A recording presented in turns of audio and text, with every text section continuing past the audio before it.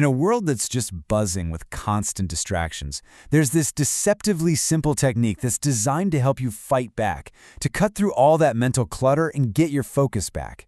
It's called interstitial journaling, and we're about to break down exactly how it works. You know the feeling, right? We have all been there. You just wrapped up a project, you close all the tabs, you lean back in your chair, and then this mental fog just rolls in. You end up drifting for a few minutes, maybe you grab your phone, and poof, all your momentum is just gone. And get this, it's not just a feeling, it's a real, measurable loss of time. On average, we lose a staggering 15 minutes to this cognitive reload time, just trying to figure out what we're supposed to do next. And you know that time adds up incredibly fast throughout the day. So this whole phenomenon, it actually has a name. It's called the cognitive switching penalty. See, every single time we shift from one task to another without a clear plan, we pay this little mental tax. We basically slip into this zombie mode, just kind of drifting from one thing to the next without any real intention. Okay, and here is the key idea that makes this whole thing so different. Most productivity systems out there, they're all about managing the tasks themselves. But interstitial journaling, it focuses on managing the transitions. The whole idea is that your clarity isn't found during the work, it's found in those little gaps between the work. So what's the solution then? Well, think of it like having a black box flight recorder for your day. It's this incredibly simple way to capture your mental state in real time, right in those super important moments when you're switching from one thing to another. And that is interstitial journaling. Now, this is not about writing long, reflective diary entries at the end of the day. Nope, this is about creating a tactical log of your thoughts as you move between your activities, basically clearing out your mental cache as you go.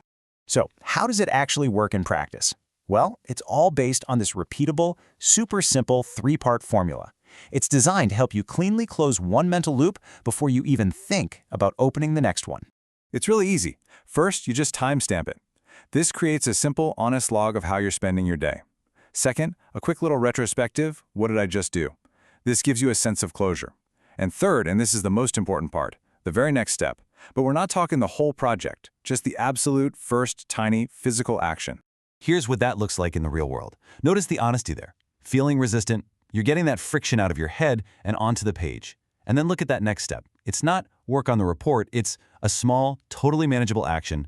Open the Google Sheet. And this right here is the secret sauce. A vague goal like work on Q2 report feels huge, right? It just invites procrastination.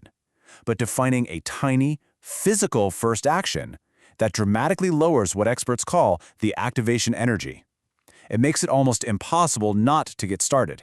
All right, so knowing the formula is one thing, but actually making it a daily habit, that's the real challenge. So let's talk about the essential rules that make this practice something you can actually stick with and, make it genuinely effective. Okay, first, let's be super clear about what this is not. Interstitial journaling is tactical. It's frequent, it's super short, and its entire focus is on productivity. This isn't the place for deep soul-searching diary entries. It's a tool for keeping your momentum going. Here are the 4 golden rules to make it work. 1. Kill the friction. We'll talk more about that in a second. 2. Keep your entries tiny, like 1 to 3 sentences max. 3. Be really honest and capture all that mental noise, the distractions, the feelings of resistance. And 4. Aim for consistency, not perfection. A few entries are better than none. And I can't stress this enough. Friction is the #1 killer of this habit. If you have to find an app, click through a bunch of folders, or wait for something to load, you just won't do it. Your tool, whether it's a simple text file on your desktop or a physical notebook, has to be instant. So let's say you follow the rules. You build the habit. What's the actual payoff here? Well, this is where that simple act of just jotting down notes transforms into real, tangible gains in your everyday clarity and focus.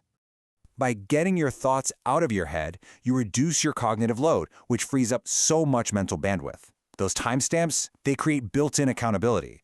When you feel stuck, this process forces you to define a next step to get moving again. And over time, you can actually look back at your entries and start to identify your own unique productivity patterns, turning all that raw data into a real strategy.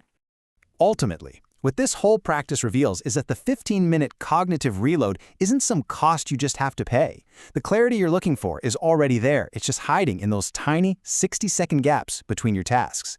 So the only real question is, are you ready to pause and actually find it?